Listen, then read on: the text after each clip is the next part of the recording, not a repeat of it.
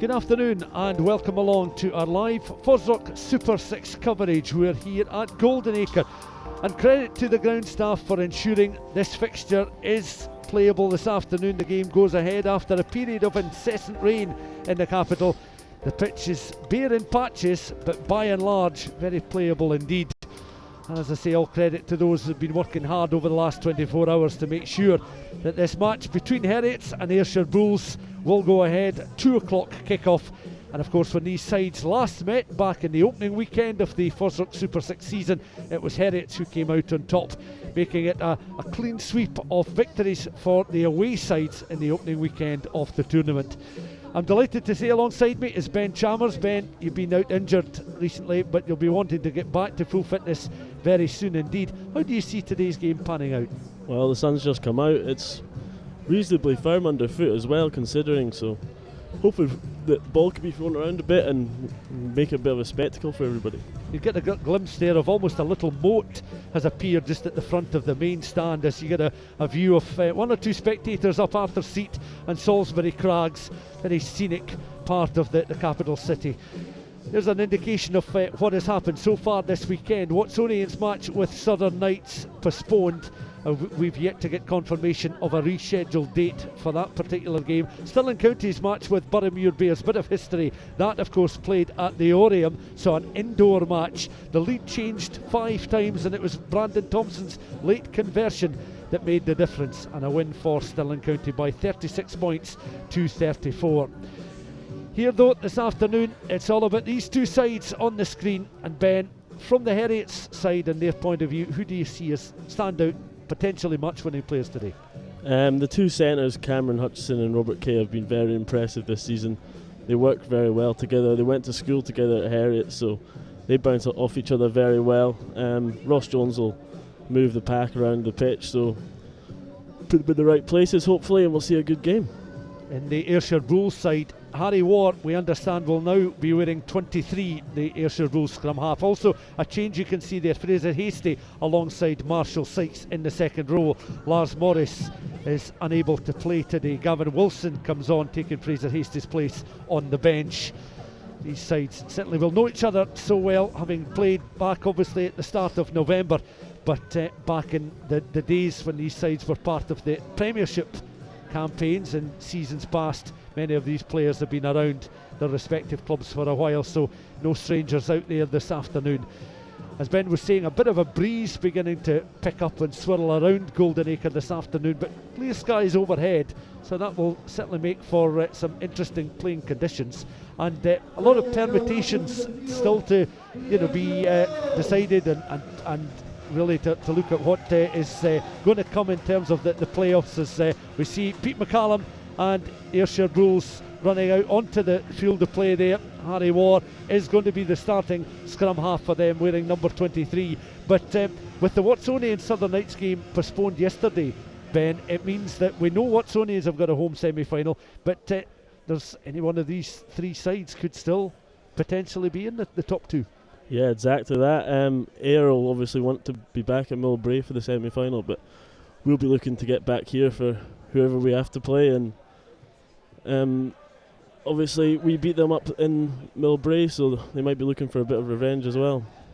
Well, certainly they're out into their huddle, and one or two of the players very vocal indeed. There's Pete McCallum just talking just in the back right of the picture there. Again, someone with huge experience in the last 6 or 7 years. As a big cheer goes up, and Ian Wilson leads out the Heriot side. There he is, coming onto the field of play. Just behind him as well, back row forward, Jack McLean, Jason Hill in the back row for Heriot as well. So huge amount of experience there, and the creativity coming from the likes of Andrew Simmers and Ross Jones as the starting half-backs. Here in a picture as well, Callum Marshall alongside Ronan Sadak in the second row, and as Ben mentioned, the Heriot's coaching staff led by Phil Smith happy just to juggle the pack once again. There's a glimpse of our match referee, Ian Kenny. He arrived here shortly before 12:30, and he's been out with his assistant referees going through a pretty vigorous warm-up, because it's not at all warm here on this, the 1st of March. Here we go then, underway, and it's Heriot's through Ross Jones, who get this first half underway here. Heriot's, of course, playing in those white jerseys with the navy blue hoops, and Ayrshire Bulls playing in the predominantly black jerseys. They have it back now in a exit downfield. Should be gathered across by Jason Hill. Does very well indeed. Early touch there for Rory McMichael, a player returning from injury as well, as Heriot's trying to work it down that left hand side, but Ayrshire Bulls again just closing off that opportunity. An early touch for Harry Ward, some recycled ball up towards the edge of the 10-metre line. Ward goes in again, making himself available, has a look at his options, and again he'll look for the likes of Fraser Climo to clear from those situations. Climo returning from injury. He was one of my co-commentators through in Millbrae a few weeks back on Burns weekend, and Ayrshire Bulls will be delighted to have him fully fit. As the ball carrier there is Ronan Sadak, takes it up almost towards the halfway line, recycled that, ricocheting off the chest there of Josh Scott. Didn't really expect that pass coming in, and suddenly some recycled ball here for Ayrshire Bulls, prodded through there by Climo, and that bounces a few times just short of touch, and a chance now for Heriots again just to work their way using the wingers of Spencer and James Cooper in the early stages of the game, but they'll also want to bring in Andrew Simmers. 90 seconds of this game gone. Box kick, which will just carry outside the 22 and goes into touch. Ben, there's an early indication of how strong the wind is there, but Heriots will certainly be looking to avoid something similar. The pass there from Ross Jones just coming off the chest of Josh Scott. Yeah, you can see Ayr aren't too excited to play much rugby. They're going to kick the ball a fair bit, use the conditions. Climo and Ross Thompson have got good left foots on them, so I think we'll see quite a lot of that throughout the day. Sam Kitchen there in a picture. We'll throw the ball in. Again, it's challenged in the middle of the line there by Fraser Hastie. And it's just looking to try and disrupt. Harry Ward again on there towards Marshall Sykes. Ward once more making himself available, but the forwards just controlling as Heriots managed to win some turnover balls. So good work there from Heriots, and they've certainly got the advantage of a gust of wind that's carried the ball downfield towards the edge of the 22. Ross Thompson then, Scottish age grade international, plays it downfield. So Thompson and Climo, as Ben was saying, two very talented kickers, and Heriots will be mindful of their ability to clear, and also position kicks for the backs to chase. At the moment it's with Heriots and taken on there by Jack McLean in the back row for Heriots this afternoon. Mopped up once more. It's the half-backs linking up. Jones pass back infield, and again Wilson, Hill, McLean will certainly look to be willing runners here. Once again a slightly flatter pass down towards the left wing there. And James Cooper just trying to again use his boot there to open up the Ayrshire Bulls defence up towards the edge of the 22, carried on by the skipper Ian Wilson.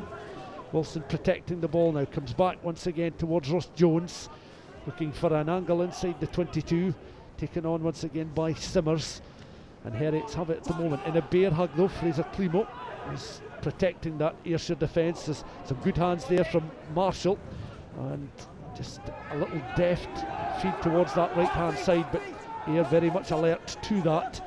And Ayrshire Bulls now looking through Marshall Sykes just to secure possession here.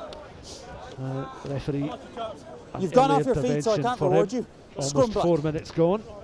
You hear the thoughts of the referee just instructing the players in the background. As we mentioned, Ian Kenny will be a central figure in this very important match between these sides. Ben, what have you made of the opening 4 minutes? Heriots fired a few shots there, but Ayr's defence stood a bit strong, and we've got a scrum here now, and I'm presuming Ayr will look to kick this, and don't think they want to play too much down here.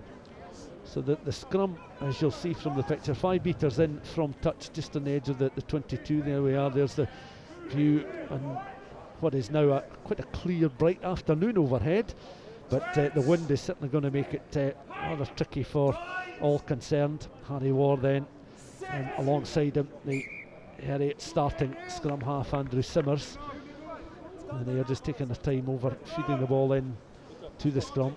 And as we mentioned, 25 points to 13 Heriots were victorious through at Millbrae at the beginning of November. Wilson, Sadak and a penalty try for Heriots. Tyler Beery scoring Ayer's try that afternoon. That was the opening weekend of the tournament. And this the final instalment for these sides. Of course, the Watsonians Southern Knights game will be rescheduled for sometime a little bit later in the month, but of course you have got the playoff semi-finals and finals still to come before the end of March. So it might prove to be quite a busy period for these players. Thank you. Now this, you're not a forward obviously, Ben, but this must be frustrating for both the match official and for the forwards in particular.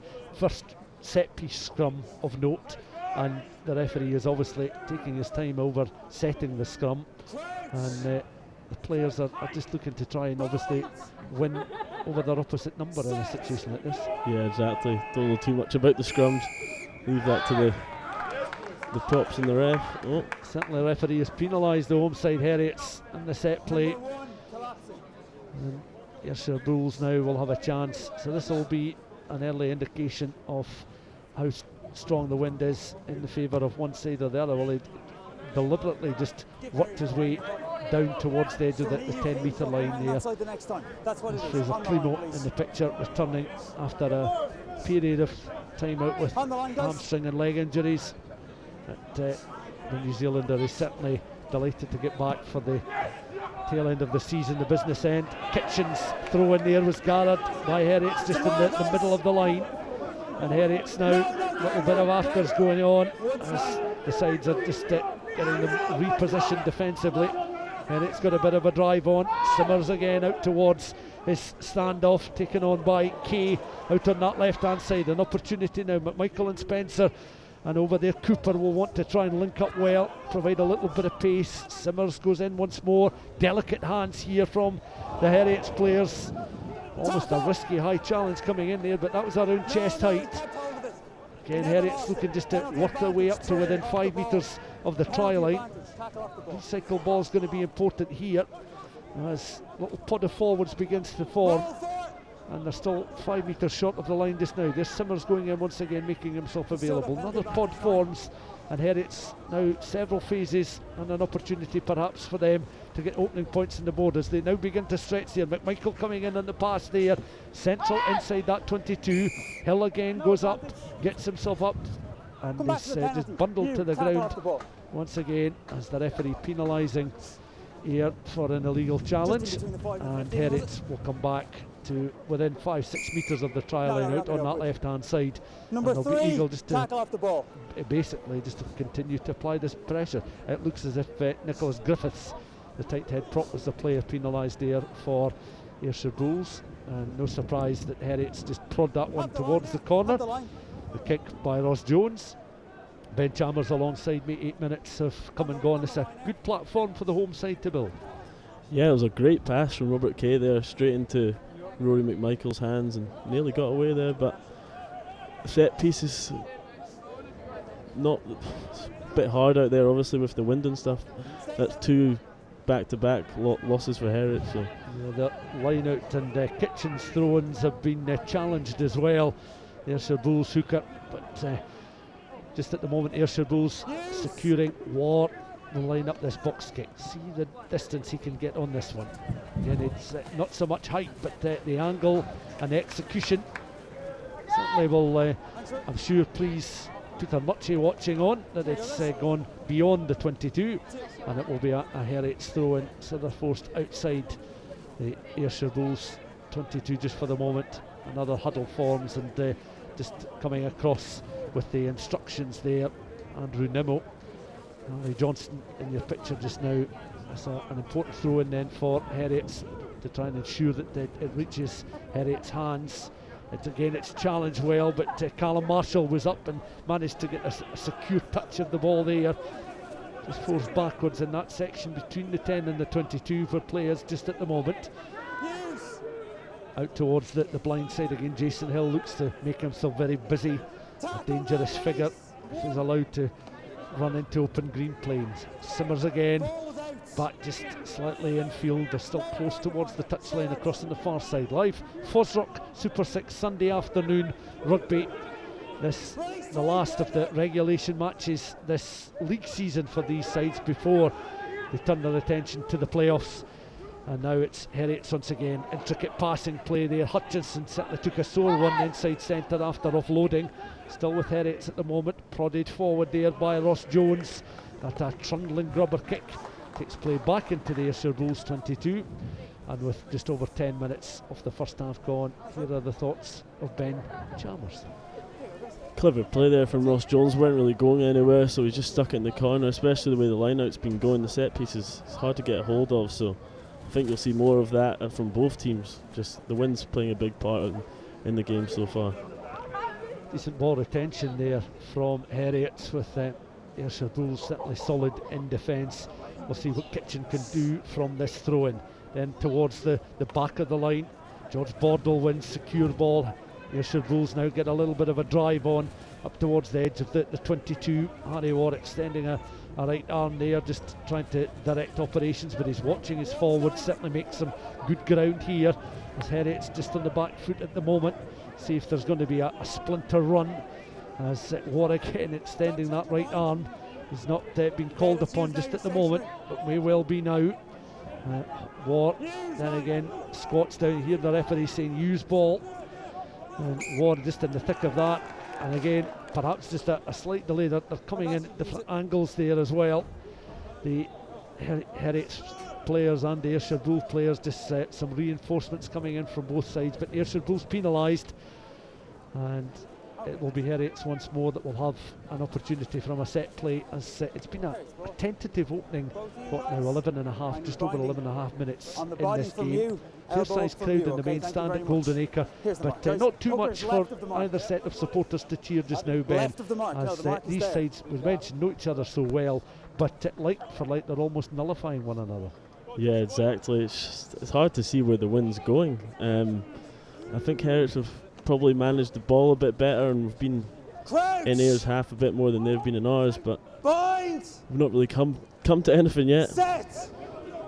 Andrew Simmers then is unable to feed the ball in. So there Ayrshire Bulls, Gordy Reid not driving straight, the referee penalising the loose head prop, and Heriot will look to ping this one into the corner. Ross Jones then a delicate, almost like a 7-iron on a golf course on a windy day, approaching the green, just trying to get a little bit of distance, but avoiding knocking the ball too high into the air. So he's prodded that one down to within about 5 metres, and it will be another throw in here for Ali Johnston, receiving instructions there. Nimble with the initial instructions for his hooker.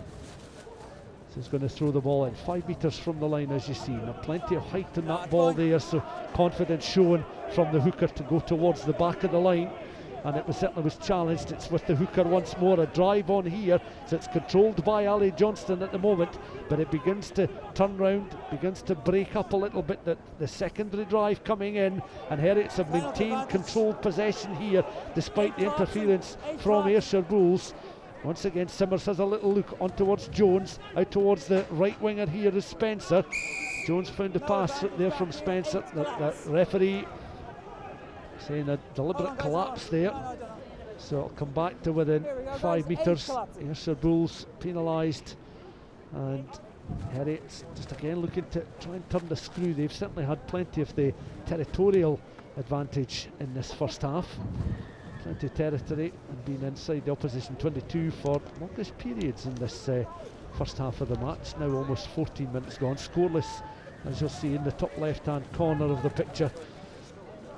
And these sides will certainly try and look to get one up on players they know so well indeed, as we've mentioned before. Throw in now for Heriots and for Ali Johnson once more. Will it be a repeat? Will he go high and long? Well, again, that's gone towards the back, and Kitchen immediately springing into life there. Good work there from Sam Kitchen, running right into Ross Jones and bundling Jones backwards. And Ward in behind now, on towards Fraser Climo, looking to spread the ball down this left-hand side. It doesn't quite find its way out there towards Craig Gosman, but from a defensive point of view, that was maybe the wrong option. Heriot's throwing long there. Kitchen with a very good drive, gathering the ball. Here's a repeat of the action. And Ben, Ross Jones was certainly up against it there. The Ayrshire Bulls hooker. The reinforcements coming in from Andrew Simmers, but the handling here wasn't all too bad. It just couldn't work its way out towards the left winger, Craig Gosman. Had it done so, Heriot might have been under a bit of pressure defensively. Yeah, it's never nice seeing, as a 10, seeing a hooker getting full tilt at you like that. I'm sure Ross handled that alright there, but James Spencer made a great hit there, stopped the final pass getting outside him, so that was a great read from him. Another scrummage here. Harry Ward will feed the ball in after Heriot's knocking the ball forward, trying to provide defensive cover. So just between the 10 and the 22. Referee again, just with a shrill blast of the whistle there, the front rows just crumble. And once again he'll walk in towards the middle of the scrum. The referee, as we mentioned, Ian Kenny, this afternoon officiating this FOSROC Super6 match in bright sunshine now at Golden Acre. You'll see that much of the pitch is bathed in St David's Day sunshine. We are, of course, in the 1st of March. It's not the total warm, but it's been certainly better weather than many of the forecasters had expected for this fixture. War then feeds the ball into the scrum. Simmers alongside him. War works his way around towards the base, controlled by Blair McPherson, Ayrshire Bulls number 8.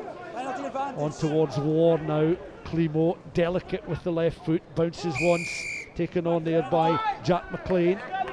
The referee had penalised Heriot there from just the edge of the 10-metre line, so the play will come back once more, and Ayr will have an opportunity just to play this ball downfield. Climo is ready to deliver a kick, and Ayrshire Bulls will just want to try and settle themselves into the game with a little bit more possession. They've been on the defensive. Climo's kick there again, height, caught in the breeze, gathered there by Jason Hill. Hill just bundles his way out of trouble there, running right into Griffiths. Shoulder charge there, and I wonder if it was Griffiths that was perhaps penalised there, taking no arms tackle, taking it on the shoulder. So Heriot's now will be able to return again with some ball, feed it back into the Ayrshire Bulls half of the field. Ben, what are your thoughts there? Climo's kick, surprised he put so much height in the ball there, because he was unable to find touch, and it presented Jason Hill with a good attacking opportunity. Yeah, it's unusual from Climo. Normally see him bang that down about 50 metres, but didn't. Basically shows you how bad the wind is. He just put it a bit high and it's gone straight into Jason Hill's hands. A little bit deceiving, I think, the direction of the wind and the strength of it at times, as Ali Johnston prepares a throw in to this line out, just on the edge of the stand side. Spectators in the main stand just behind our thrower Ali Johnston, one or two braving the elements across on that far side. There's a glimpse of those that have made it along to Golden Acre this afternoon. Healthy crowd for this Super 6 clash between Heriots and Ayrshire Bulls. Secure ball, but almost lost there by the inside centre Hutchinson. Jason Hill was up just to try and protect his inside centre there. Jones has it once again, just out towards that left hand side, and taken into play this time by Robert Kay, one of the players back fully fit for Heriots for this fixture this afternoon. Hill goes in once again. Simmers initially looked right, then went left, running into Fraser Climo. Ball carrier takes it up towards the halfway line. Simmers again, just taking his time to try and dig this one out, but once more the referee just intervening, and Heriots once again just winning that penalty. He obviously can't roll. You've pinned him in, he obviously can't roll. And the referee just passing on instructions there to the Ayrshire Bulls players that have been penalised by about another scrimmage on the halfway line. And Ben, on a cold afternoon like this, when you're not involved in the forwards, you'll want the scrum count and the line out count to be as low as possible, so you can get yourself really involved in a game, because standing as a winger or as a centre when you're just a spectator for much of the time is very frustrating. Yeah, exactly that. You can get pretty cold out there, and looks like a few of them are. A few handling errors, perhaps understandable, around the chilly Golden Acre today. Heriot, though, will look to try and work something here from Simmers, feeding the ball into the scrum, gets it just at the base, brings Jones into play, just on the angle, out towards the left hand side again. Remember, they've got McMichael at fullback, Spencer on the right wing, Cooper on the left, and Hutchison and Kay the starting centres. But this stop-start nature of the game continues. We've played the opening quarter of the match, 20 minutes have come and gone. No real flashpoints to talk about so far in the game. It's been not quite a war of attrition, but Heriots have asked a few questions of the Ayrshire Bulls defence. A few set plays have gone awry, and there's still to be that spark, lighting of blue touch paper just at the moment. Harry Ward this time will feed the ball in to an Ayrshire Bulls scrum, close towards the halfway line, just beyond that 10 metre line. And they'll look to get a solid platform, Ayrshire Bulls, in which to build on this occasion. War again just watches on as it's controlled by McPherson, just goes a little bit loose. War has to scamper back to control possession of the ball there for Ayrshire Bulls. It's been picked up now by Jason Hill. Could this well be the opportunity, as Hill is now going to be crossing the line, touching down, is not to be denied. And the Heriots number 8, it's come from a little bit of a misunderstanding, a mistake at the set piece, and the Heriots number 8 does what he does so well in broken play, latches on, showing he's still got a bit of pace about him as well, Hill, and he's in for the opening score. 21 minutes of the match have come and gone, and Hill has given Heriots a 5-0 lead. Nah, he's done well there to get that. I don't know how he got the ball, but it's just popped out on the side there. Ian Wilson was very, very quick onto Harry Ward then. Jason's got the rewards from it.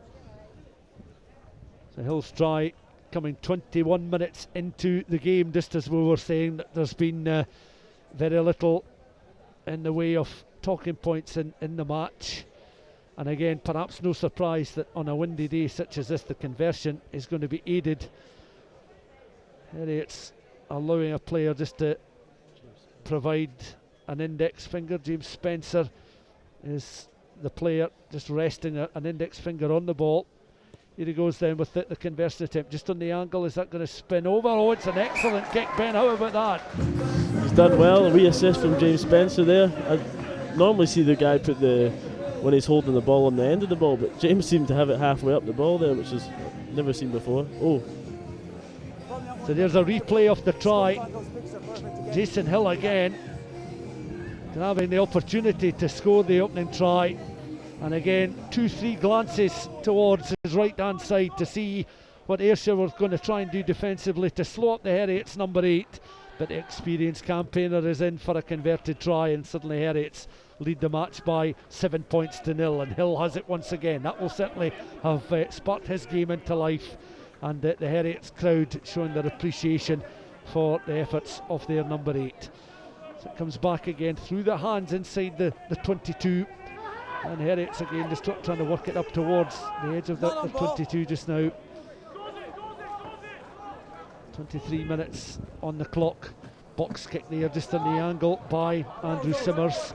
Doesn't quite find touch. James Spencer tries to reach and gather and did very well indeed. Simmers again on towards Jones. Inside centre is Hutchinson. They're looking just to spread the ball out towards that left hand side. Hill seems to be just about everywhere at the moment, as again over on the left looking dangerous is Cooper, taken on in the second row there and taken into contact by Callum Marshall. Heriots again looking to try and get over the gain line. They've been able to make the break, and good work from the loose head prop there, Andrew Nimmo. Carried on there by Simmers up towards the edge of the 22. Nimmo did very well indeed to keep his balance. Simmers continuing the attack, and now they're capped on the edge of the Ayrshire Bulls 22. The momentum slows up ever so slightly. Ayrshire with the turnover ball. An exit here provided by Ross Thompson. And Thompson kicks downfield, and it's gathered by Rory McMichael. McMichael now just on the angle down the left hand side. Here he goes once again. James Cooper looking dangerous, tackled by Fraser Climo inside the 22. Suddenly Heriots have just got a little bit more spring about them, a bit of intensity shown here as Ian Wilson just again tries to escape the attentions of the Ayrshire defence, taken on by Hutchinson, the inside centre up towards the edge of the 22. Simmers again, almost lost sight of the ball there, taken on by Hill, and he's just slowed up by some good cover Ayrshire Bulls defence.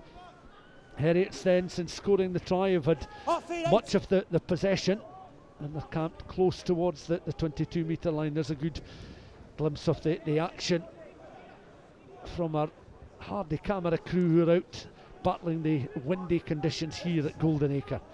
Once again, Simmers thought about the pass. Kitchen was onto him though and slowed him as he takes the ball into contact. Protected there. Now Heriot's number 5 over the ball, but the scrum half penalised for taking the ball into contact and not releasing. And Ben, it has to be said that since that rather opportunist try was scored, and maybe a little bit unkind to say Jason Hill's try would be in the category of opportunist score, but since then the Heriots have certainly just had a little bit more about them. Yeah, the coaches will be happy about that. They like to try and play a bit from deep there, and then obviously I had a couple cracks at it, and then James Spencer took that ball very well, and that's when we're at our best, when it's a bit loose, catch teams on the break. Ayrshire Bulls hooker then. Sam Kitchen just goes across. There's Scottish internationalist Gordie Reid just with the instructions for this line out. Wind continues to blow around Goldenacre as the referee will have 2 Heriots players jumping early there. So it's going to be a reset line out. 2 were airborne very early. As Kitchen goes in again, just goes towards the touchline. We'll come back for another word from Gordie Reid. And back for the throw in. Remember yesterday's match, Watsonians Southern Knights was postponed, and the match between Stirling County and Boroughmuir finished in a Stirling win. As now Pete McCallum again showing some great urgency for Ayrshire Bulls up close towards that 22. They'll look to try and recycle here through War onto Blair McPherson on the angle. Climo up with play as well. War again, he's the player wearing 23, the starting scrum half for Ayrshire Bulls this afternoon, taken on by Danny McCluskey just on the edge of the 22. Advantage coming the way of Ayrshire Bulls. It's a chance now for War, just delaying the pass. Little bit uncertainty shown there from War, taking it into contact again. Still camped on the edge of that 22. McPherson going in, just backing off there as well as Nicholas Griffiths, the tight head prop. Still it's with Ayrshire Bulls just now. War is back on his feet just now. Kitchen right in amongst it as well, the hooker, as War goes in just to ship this ball out. And now taken on once again by the captain, Pete McCallum, up towards the edge of that 22. The referee will bring play back after a period of advantage being played for a high challenge. So it will come back now towards the edge of the 22, and this is exactly, from an Ayrshire Bulls point of view, Ben Chalmers, this is exactly what they really need to do at this stage in the game. Trailing by 7 points to 0, get some meaningful possession inside the Heriots half of the field. Yeah, I think they're going to try and put a bit of perspective on how big their pack is, and what they're pretty good at is getting the ball over the line from driving mauls, so I wouldn't be surprised if we see one of them right here. Well, it's set up nicely if that is to be their tactic. Kitchen again, just in position to throw the ball in, has it just one-handed on his right hand just now, and the forwards just taking a bit of time to deliberate over the tactics to be used here. And the instruction this time coming from Marshall Sykes, the second row forward. Time back on, guys. Here's the mark. So the referee, time back on now in this first half, which is now approaching the half-hour mark. 28 and a half minutes on the clock. 7 points to 0, Heriots lead. Attacking line out here for Ayrshire Bulls. Gathered at the back by Pete McCallum. Straightens up, tries to take the ball into contact once again as the forwards now just line up. Kitchen again, straightens up, barges his way through the initial line of defence there. War in behind him. Once more looking at the likes of McPherson to be dangerous in that back row for Ayrshire Bulls. War in the thick of it just at the moment. So too is McPherson. 6 is Bordle. And once again Ayrshire Bulls just trying to apply a little bit of pressure, as Ben was saying, use the muscle of their forwards just now. A little bit stationary. They'll want just to inject just a little bit more pace perhaps into the game. War now takes over, he takes control. Pod forms once again. Bordle just in the front of it. Heriots players scrambling defensively, and Ayrshire Bulls have been penalised inside the 22. Maybe a little bit clumsy in handling there, and Heriots have got an out an opportunity for an out ball here and an exit from the 22, and just shy of the half-hour mark, Heriot's lead by 7 points to 0.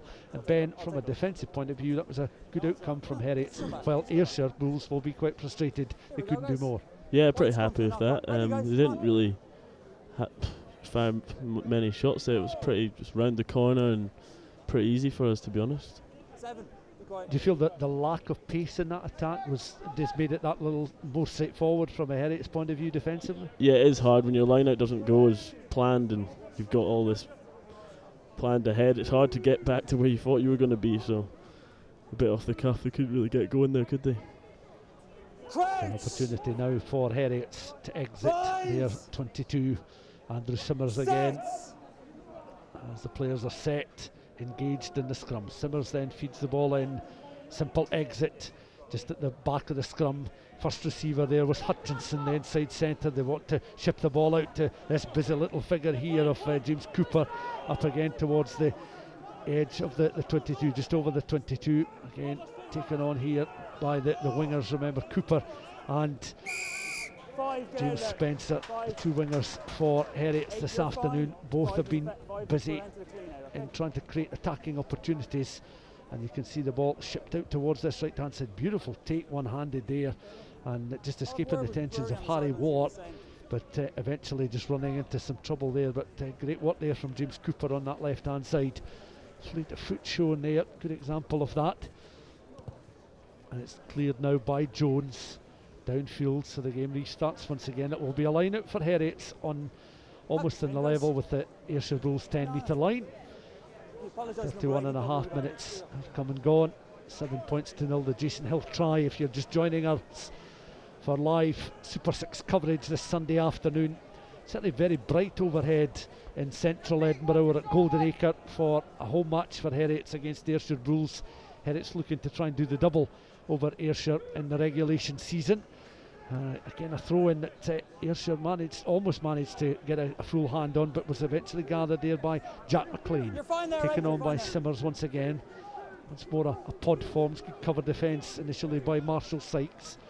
Comes back now towards Jones, out towards the left hand side again. Hutchinson really becoming a central figure in some of these attacks. Good job at inside centre. Taken on there by the skipper Ian Wilson.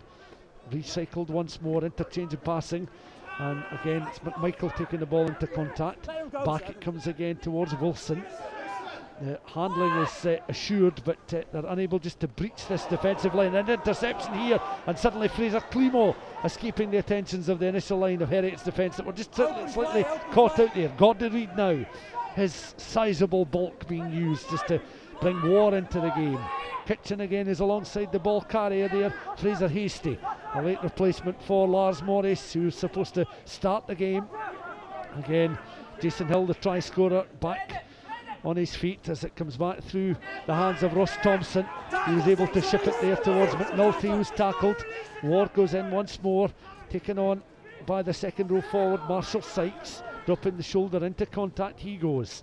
Climo again receiving the pass from Ward, and again trying to bring further backs into play at the moment for Ayrshire Bulls. Climo again adjusting his position, bringing Thompson into play.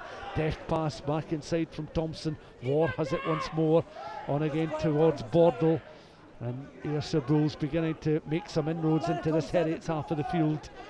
Between that 10 and 22 they are just at the moment. The referee though, little blasts of the whistle once again, just bringing the latest phase of play to a close, and with 33 minutes on the clock, Ben Chalmers has been watching the action unfold here at Golden Acre. The last couple of minutes here as we see this interception from Fraser Climo. This is perhaps the way in for Ayrshire Bulls in this game. You know, if Heriot's a little bit loose in the pass, Ayrshire Bulls may be able to make them pay. Yeah, it looked like we're just trying to play too much rugby there. Could have probably taken a bit of a lesson from how Ayr have been playing, just kicking the ball when not going forward. But Climo's very good at that, noticing the interception, and Andrew Simmons made a very good tackle on him. And you have to say that on an afternoon such as this, it's going to be fine margins that may well settle the outcome of the game. Jason Hill in the right place at the right time, and it was quick thinking from him to scoop up an available ball and run in for the only try of the match so far. Conversions too are going to be important to try and get a try fully converted to get the maximum 7 points. But Ayrshire Bulls haven't had too much real meaningful possession inside the Heriot's 22 in the opening half so far. Almost 34 minutes gone. And a spell from a line out where he felt he could spell danger from a Heriot's point of view, but nothing doing on that occasion for Ayrshire Bulls. The only try coming 21 minutes into the game, closing in on half time. And War has a put in here for Ayrshire Bulls, almost equidistant between the 10 and the 22. And again, the referee not satisfied with the respective forward packs, so he'll go. Take the pressure and then go stable, yeah. I hear him saying just take the pressure. Just a reset, guys. You need to take the pressure. Ward just backs off there before he'll get another opportunity to feed the ball into this attacking scrum here for Ayrshire Bulls.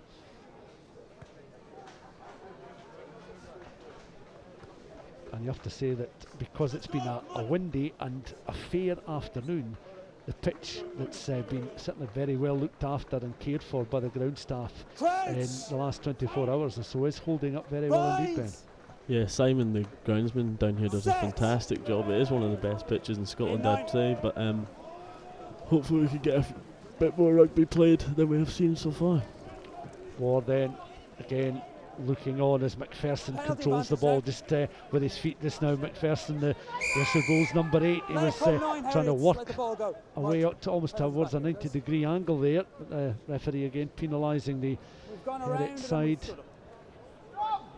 And Ayrshire Bulls will have another opportunity. It'll be interesting to see what they opt to do here. Harry Ward is having a look at one or two teammates, receiving some instructions. Be another set-piece scrum. No, it's still going forward. And if they can get some exit ball, this a good attacking platform from. You can see here that the penalty being awarded there, as McPherson doing very well, just controlling the ball at his feet. Coming in there with Simmers, looking just to try and make the ball available from a Heriot's point of view, but the referee had already penalised the Heriot's pack. And Ayrshire Bulls now looking once again just to feed the ball into the set play. A relatively quiet first 36 minutes. A few talking points in the game. No question of the efforts from both these sets of players. War then feeding the ball into that scrum. McPherson again just has it at his feet just now, just carrying, tries to control it with the side of both the left and the right boot. Penalty advantage. The penalty advantage now coming the way of Ayrshire Bulls, so this a real good attacking platform now. War, free ball this effectively as McNulty taking the ball on, just forced backwards. Climo, wonderful pass there from Climo towards Thompson. The left hand side, Craig Gosman, he's going to cut inside, he just runs into trouble there in the form of Jack McLean. Warman behind him. War, you can see, is desperate just to continue the forward momentum. And Ayrshire Bulls again winning a penalty opportunity, this time 5-6 metres from the Heriot's try line, but some deft handling there from Fraser Climo. Lovely reverse pass there on towards Thompson, set up an attacking opportunity for Craig Gosman, and great cover defence here coming in from Jack McLean. Yeah, Jack McLean's everywhere. Every game he's everywhere.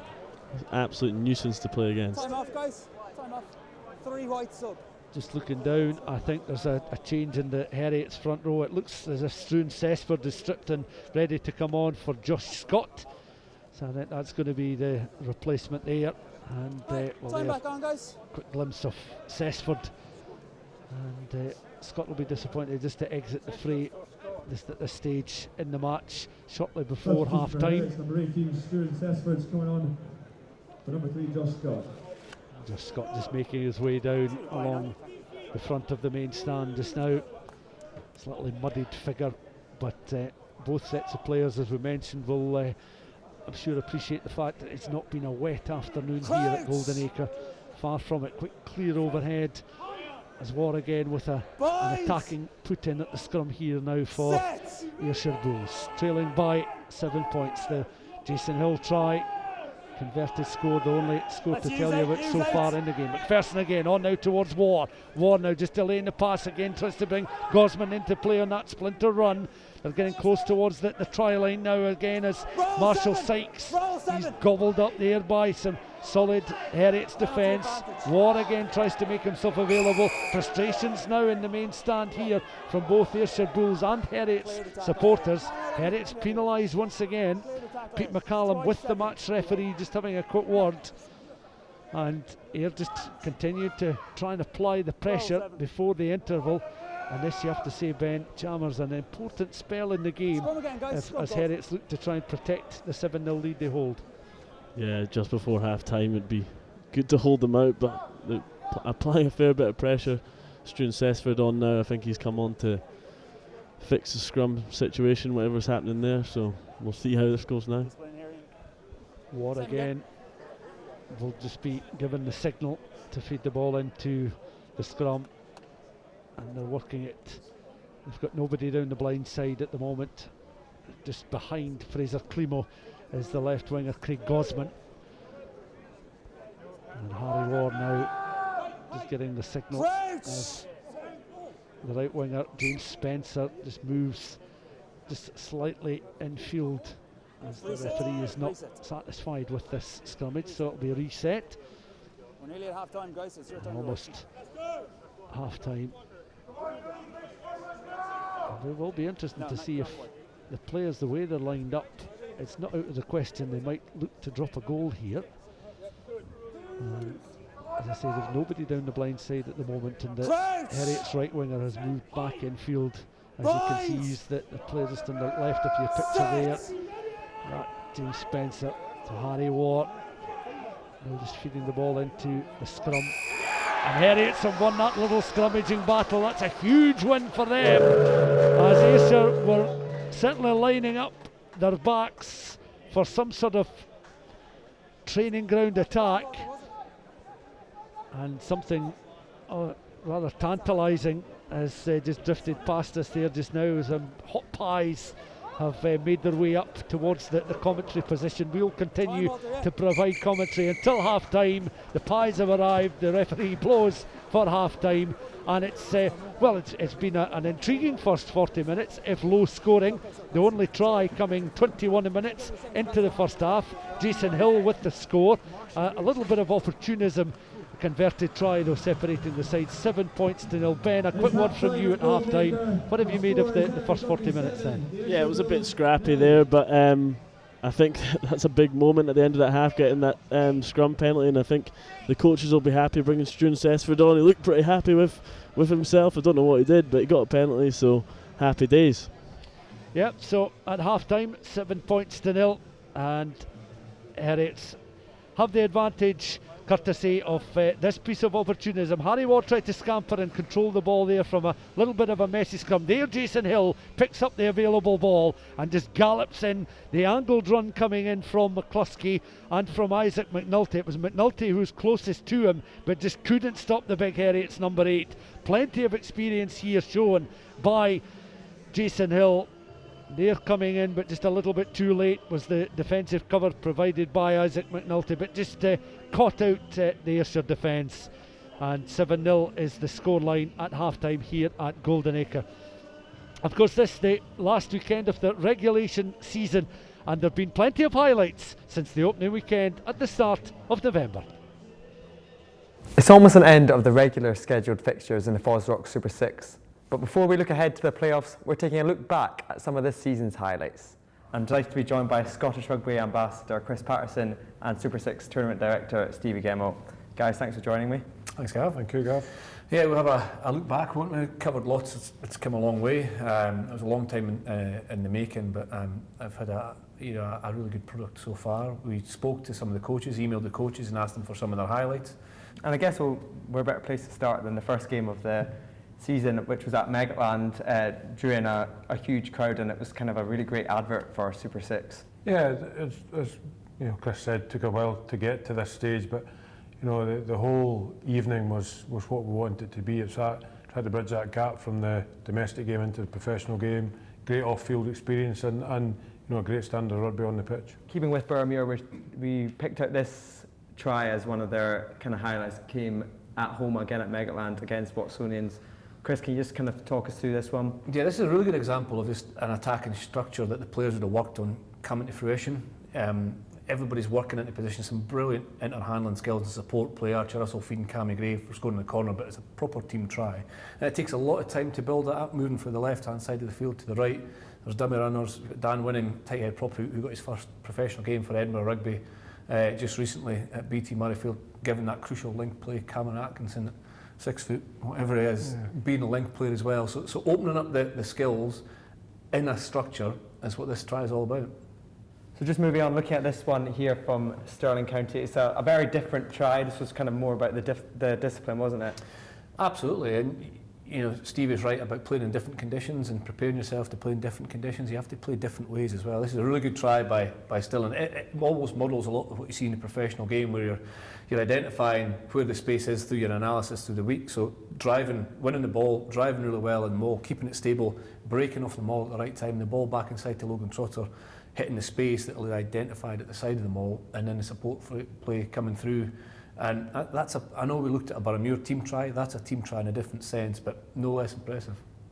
And this game, I think at the time it was top against bottom, so I guess it kind of goes to show that really anybody can beat everyone, and the competition has been really open and competitive. Yeah, I think on average over the first 9 rounds of matches, I think it's average points difference of 12 points. Yeah, there've been 1 or 2 outliers where towards the end of games teams have run away with it, but that's what we wanted when we set up the format, that anybody was capable of beating anybody, and we've seen that with Boroughmuir turning over our Heriots and Stirling winning games that ordinarily may not have happened when top was playing bottom. So we've got results that we wanted, and the league's certainly been competitive. So moving on, we're going to take a look at the Ayrshire Bulls now, and this one was kind of really, this try was kind of mainly built on their strong defence at the start here. Yeah, they've had a mixed season, Ayrshire Bulls. Didn't get off to a great start, losing the first game at home, but found some form. This was a game just before Christmas, and that's Ollie Smith, one of our FOSROC Academy players, intercepting and going 80 metres to turn and under 20 player to turn the game. And that was built in defence, real hard defence. Watsonians, the top team, pushing it near the line, and that's ultimately the score that won the game. So we spoke about more discipline, and having a strong defence can be an offensive weapon as well. So looking now at Heriot Rugby, have had a very successful season so far, and this try kind of had a little bit of everything, didn't it? Yeah, it did. They had Boroughmuir on the attack there, and then just unfortunately a poor pass that sort of got kicked forward, and very quickly Heriots, and they're renowned for that. They've always been like that as a club, even in the Premiership. Very quickly looking to turn that defence into attack. Great work rate from James Cooper, who's got across from the left wing to the right wing, and then just outstanding support play. That last pass coming in there to Alex Ball, replacement scrum half, to score under the post. And it just shows you how quickly games can change. So we're just going to look at this, actually going back to game 1, the Southern Knights against Watsonians, and I think the Southern Knights, they were quite unlucky at the start of the season. They had a few injuries to key players, but since the turn of the year, they really have turned it on. Yeah, they lost some of their early rounds very narrowly, and as you say, losing guys like Craig Jackson, Fraser Thompson at the start of the season just had a big influence on them. And I think they've grown into the tournament. They've probably faced some adversity, and I think they've reacted and responded well to that. And they've won the last 4 games, in a row, and have put themselves in a position for the playoffs, which means that they'll be dangerous now. And that was kind of like a flavour of Watsonians, especially in the early rounds of the competitions. They were second half really turning on and winning games narrowly due to their second half comebacks. Really controlled and composed team, I'd say. Their building blocks are good. Lee Miller at number 10 is controlling the game very well with the possession they have. They've had to come back and win a couple of late ones, still in at home. I think at my side it was a real late charge to come back and win. So that points in the direction how much desire and heart they have. But I would say that the word I would use have been really efficient, controlled, and probably deservedly so at the top of the table so far. We've got the final round of games coming up at the weekend, and Watsonians of Heriots have got home advantage. They're in the position they want to be in. They'll say it's in their destiny to try and get that home semi-final. And I think getting a home semi-final will be crucial to the teams that are in that top 4. Whoever gets that home semi-final will really fancy themselves to make it into that final weekend in the big game at Scotstoun. So you mentioned the final, that one's live on BBC Scotland, 7:20 on the 28th of March. Regardless of who's in the final, how excited are they going to be for that occasion? I think it's really important. I think the reason you play sport is to win, as far as I'm concerned. And I think going through the transition of preparing in a different way, performing in a different way, having the regular season, the playoffs, and then the culmination of a proper final, is really kind of whets the appetite for all the players. It'll drive them on at the moment. It'll drive them on in the knockout phases, and it'll certainly drive them on when they come to the big match. Stevie, Chris, thank you very much for joining us. It's been a pleasure chatting to you both.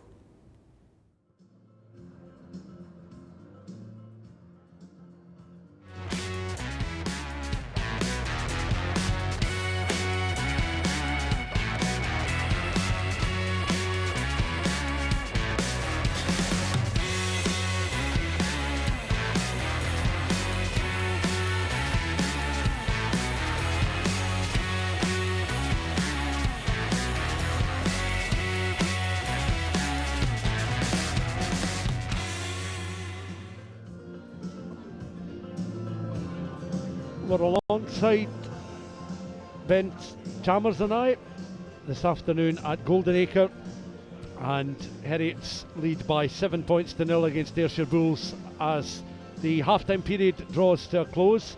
Alongside me is Ben Chalmers, and Ben, that was a very interesting little half-time segment there with Stevie Gemmell and Chris Patterson talking about the season so far, with 9 rounds of matches having been played before this weekend, of course, and a perfect illustration of how competitive a competition this has been so far. Yeah, I think it has created a bit more of a competitive atmosphere with the teams. Some of the games, especially at the start, were very tight, and some good games as well, and everybody's picked up a win here or there, so hopefully it can continue and grow for the next few years. I mean, it's building blocks. It's the early stages of a newly formed competition. Ayrshire Bulls coming out onto the field of play this afternoon for this second half against that Heriot side who lead by 7 points to 0. Ayrshire Bulls are known, as Heriots have been, they've known winning. They've been winning sides, both Heriots and Ayrshire Bulls, in the past when it's been Premiership competitions that they've been involved in, cup finals and Premiership playoff finals and things like that. They'll very much want to ensure that in this opening FOSROC Super6 campaign, they're there or thereabouts when the prizes are handed out. Yeah, and I think both teams know how important home advantage is, so in this next 40 minutes we'll see who wants to be at home more, I suppose. So there we are, the Heriot side led on to the field of play by Ian Wilson, their skipper, and Ayrshire Bulls, Pete McCallum, 2 campaigners that have certainly enjoyed the winning feeling for the respective sides in recent times. But this new look competition drawing to a close in terms of the regulation season matches. The Watsonians Southern Knights game, which was postponed yesterday, still to be rescheduled. No confirmed date for that game, but the next 40 minutes will determine the immediate future for both these sides as they seek a home semi-final in this competition. So we're very much at the business end of the campaign now, with Ayrshire Bulls, Ross Thompson, the age-grade internationalist, restarting the match, and the Ayrshire Bulls side in those dark jerseys against the Heriot side in their familiar white jerseys with the navy blue hoops. An early second half box kick there for Andrew Simmers and Heriots, and that not taken in the air too cleanly there by the Ayrshire Bulls left winger Craig Gosman. Comes back on the Heriot side again. Players just taking their eyes off the ball. The guilty party there was Ross Jones, but no immediate damage done from the Heriot's point of view until the referee signals it was a knock on, and Ayrshire Bulls now have a platform on which to build just outside the Heriot's 22. And I think both of us felt at half-time that certainly the commitment was very much in evidence, but very few sort of flash points in the game. No reason for the referee certainly to go to show cards, which is always a good thing, but both sides almost nullifying each other, and it meant that attacking opportunities and breaks were at a premium. Yeah, exactly that. It's just a bit scrappy, isn't it? And Ayrshire Bulls obviously had the upper hand on the scrum in the first half, and obviously with Cessford coming on, hopefully things can change for Heriot's point of view, but we'll see here. Two wingers colliding there, Craig Gosman and James Spencer of Heriot. But the scrum now for Harry Ward and for Ayrshire Bulls. Again, McPherson showing his footballing skills, but he picks up at the base of the scrum. On towards Harry Ward now. Climo has the pass. On towards the outside centre. McCluskey up towards the edge of the 22 with Ward. Again, recycling ball. Fraser Hasty up towards the edge of the 22. Ward in again on towards the fullback Thompson. Out on this right hand side, Ayrshire Bull of men over, but they work it back in field again. Ward once more. The ball made available to him. Climo just tried to offload. That seemed to be knocked forward there by McPherson, and the referee signalling so, as McPherson was almost on top of Fraser Climo there. His standoff. Ayrshire Bulls player down, receiving a bit of treatment just now, so there will be just a delay in proceedings for treatment. Our match referee Ian Kenny. Just a 10-minute half time today for both these sides, who went into the changing rooms with I suppose mixed emotions after their efforts in the first 40 minutes. So when it restarts, it will be a Heriot's scrum just on the edge of their 22. Both sets of players in little mini huddles here. Here's the cause for the referee to bring play to a halt there. For the set play, at least you can see a Ayrshire player just down receiving treatment, but little knock on has resulted in Heriot's with the put in when the match does resume. Worth noting that there's plenty of experience on the bench. When you look at the Heriot side, Finlay Scott, Martin Boab, Struan Cessford already on, Charlie Dupe, Adam Sinclair, Scott Riddle, Dan Nutton and Harry Patterson, so you'll know these players very well, of course. Ben, who do you see as perhaps being the standout players coming off the bench and making a real impact? Well, I think Adam Sinclair in the forwards obviously adds a lot of weight and height to the pack, and obviously in games like these, when you're up against a big pack like Ayers, he can make a big difference. But Harry Patterson's a very exciting young kid. He's been playing for the Scotland 20s, and oh my god, he's got wheels. There's a glimpse of Josh Scott in a long coat on. He's still with his shorts and that on. He's to the left of the picture. He was starting at tight head prop for Heriot this afternoon, but replaced just before half time.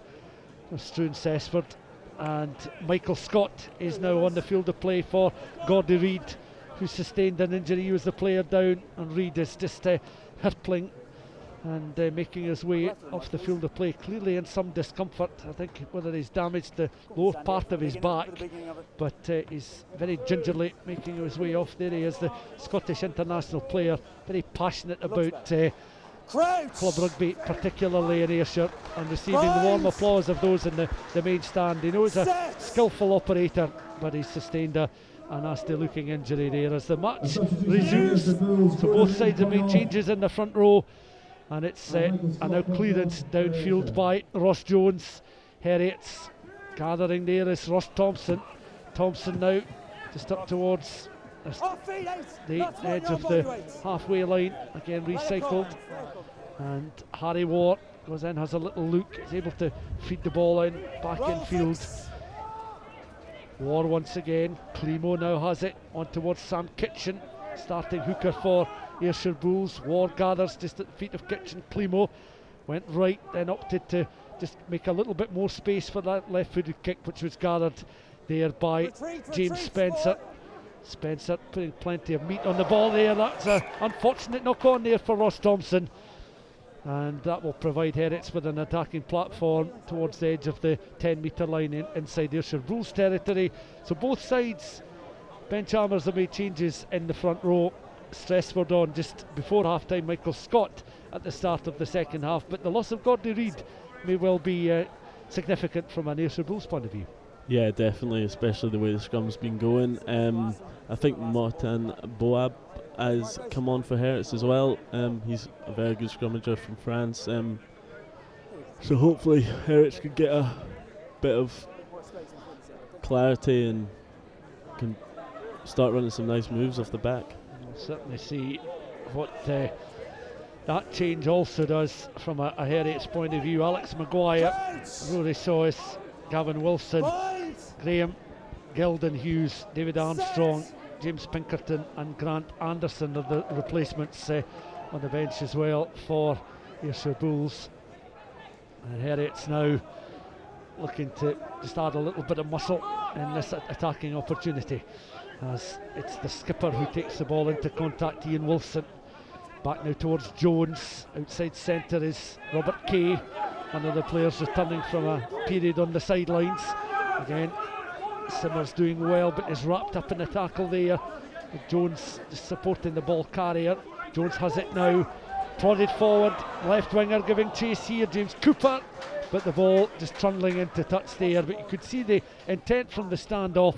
Cooper was quick of his blocks there, and just a wee tap of the hand with the standoff there.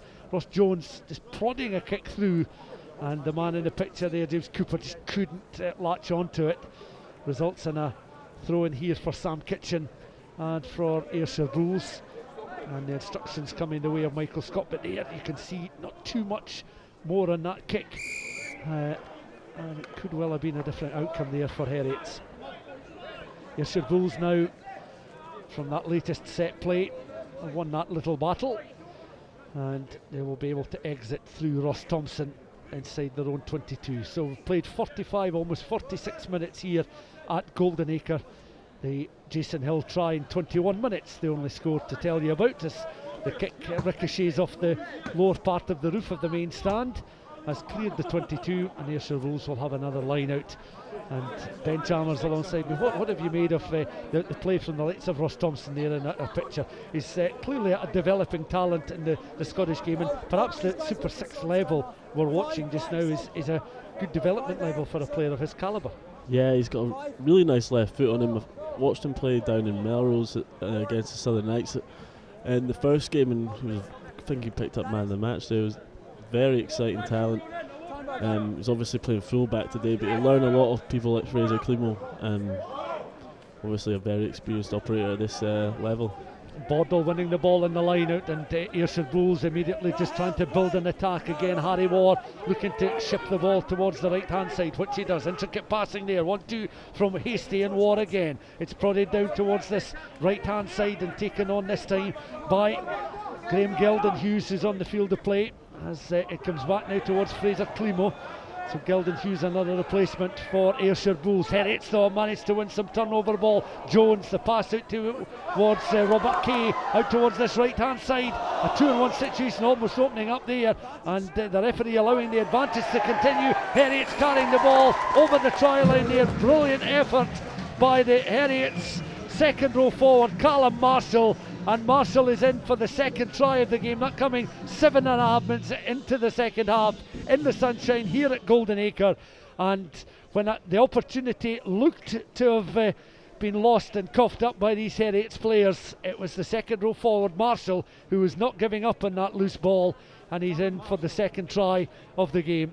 Ben, that again a skillful piece of play here, as Marshall involved there on towards Jones. Good tackle coming in there on Robert Kay, and then Simmers once again looking to find a man on that right hand side. He wasn't expecting it to be Callum Marshall, but it was indeed Marshall who finished things off. Yeah, Callum will be happy with that, but the coaches will be happy with how well the boys kept the ball alive. Just keeping the ball alive just meant that Ayrshire was under stress there. Watching on here, Robert Kay and Ross Jones lining up this kick. Jones then will take it right footed, and that's not going to be too far away. It just drifts wide of the uprights, just caught in the breeze there. Heriots have made 3 changes, 16, 20 and 21 now on the field of play. Also Graham Gilden Hughes incidentally on for Marshall Sykes. So can see that Adam Sinclair, Scott Riddle and I think Finlay Scott also on for Heriots then. 3 changes made both in the forwards and the backs as we approach the 50-minute mark. But there's an excellent camera angle of the try. A solid score as well for a Heriot side who are now in front by 12 points to 0. And the match has restarted on the edge of the Heriot's 22, and immediately looking to get involved in the action is Scott Riddle, who'll be a replacement scrum half for Heriot's. High up and under, and again it's won by Fraser Climo, and Climo now down this left hand side. Unavoidable running into Heriot's traffic on that occasion, but Ayrshire Bulls have it once again. Harry Ward looking to make himself a nuisance. Kitchen just running forward there, but it comes now towards McPherson. Kitchen in behind him.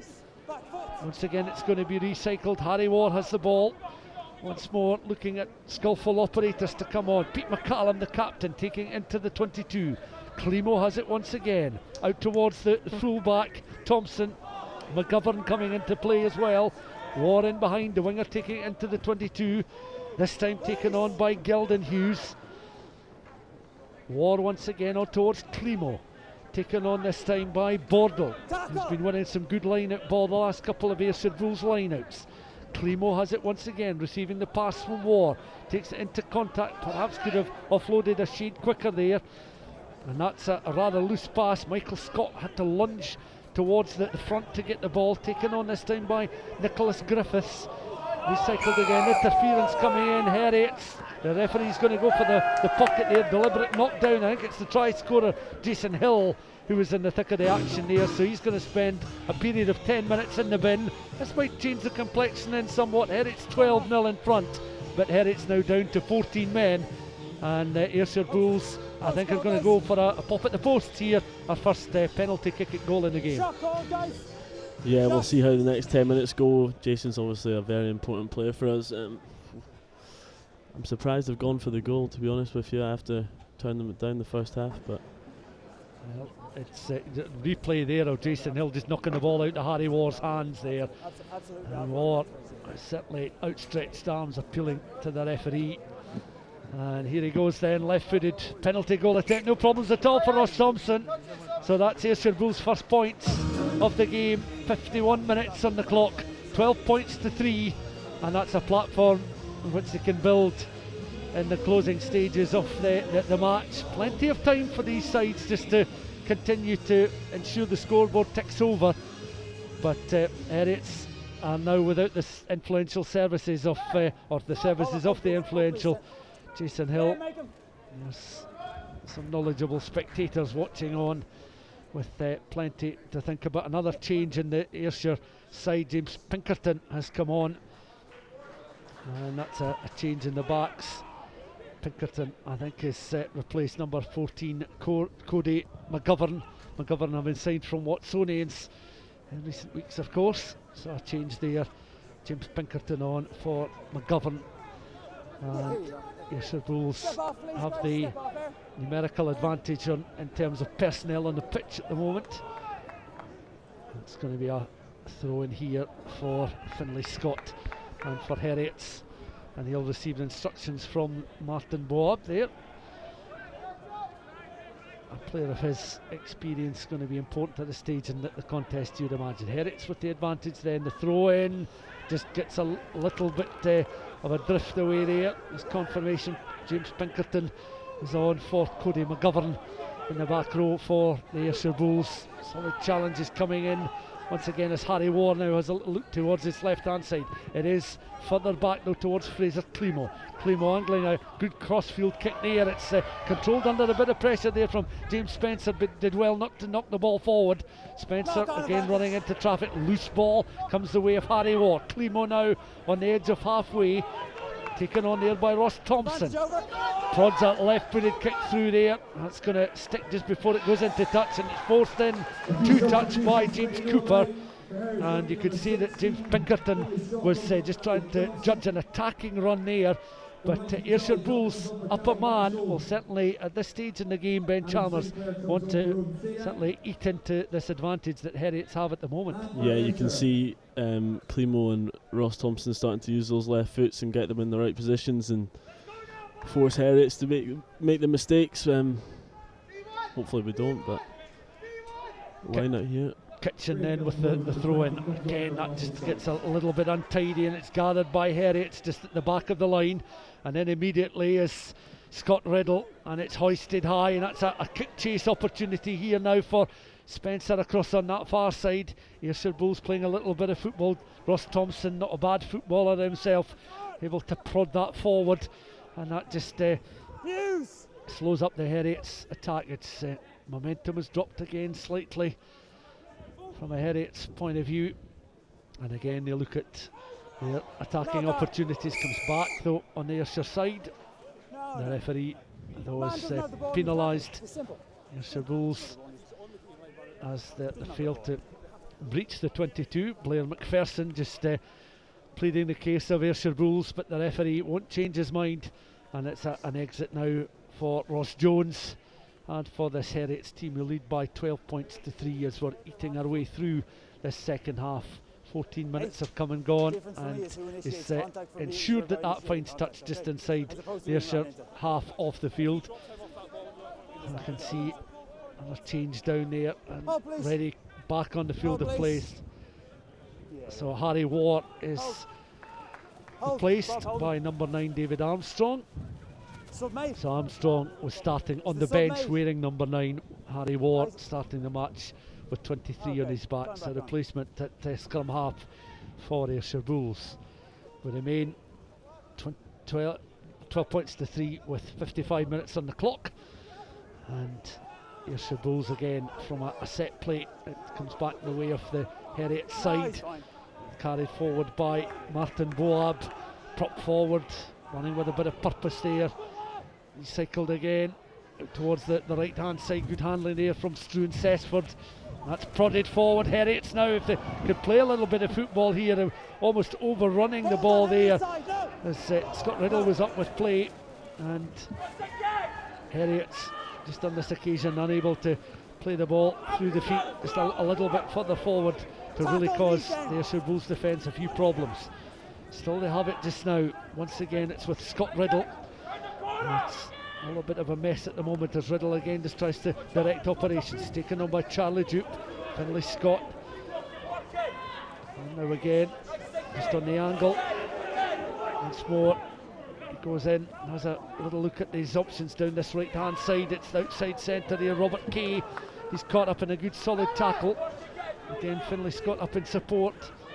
Riddle again with the pass, but just slowed up as a pod forms once again, looking dangerous here. Heriots, remember they're down a man at the moment. They've lost the services of Jason Hill to a yellow card, and he'll spend 10 minutes in the bin. One of the 2 try scorers in the game, with Heriots leading by 12 points to 3. The latest penalty goal coming courtesy of a Robert Thompson strike just a few months ago. Deft handling again from Heriots, but play broken down just on the edge of that 22.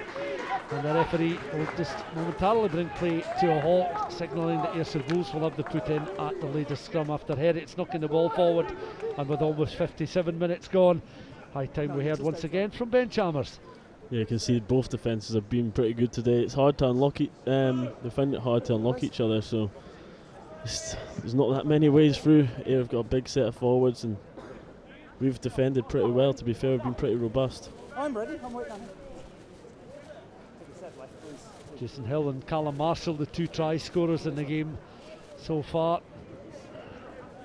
James Cooper in your picture, hard working left winger for Heriots this afternoon, and he could well have been in just a few moments ago when Ross Jones prodded a lovely delicate kick through, rubber kick, but just had a little bit too much on it. But no question that Cooper appreciated the efforts of his standoff. As we're approaching the hour mark in the game, just about 23 minutes of the contest left to play. Both these sides, remember, battling for a win to try and ensure a home semi-final in the competition a little bit later on in the month. Fraser Climo then, looped pass out there towards the outside centre. Danny McCluskey had to leap off the ground, but the referee brings play back towards the edge of the 22. And it remains 12-3. And this stop-start nature of the game, really from the first minute, has continued. Both sets of supporters would look for a little bit more fluency in the game, ideally. We'll see what happens here with Ross Thompson. Left-footed effort from outside his 22. And that carries up just over the halfway line. So here's an attacking platform for the Ayrshire Bulls side.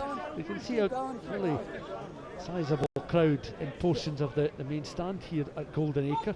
A cold afternoon, and you still need the scarves and hats on this St David's Day Sunday afternoon Super 6 rugby.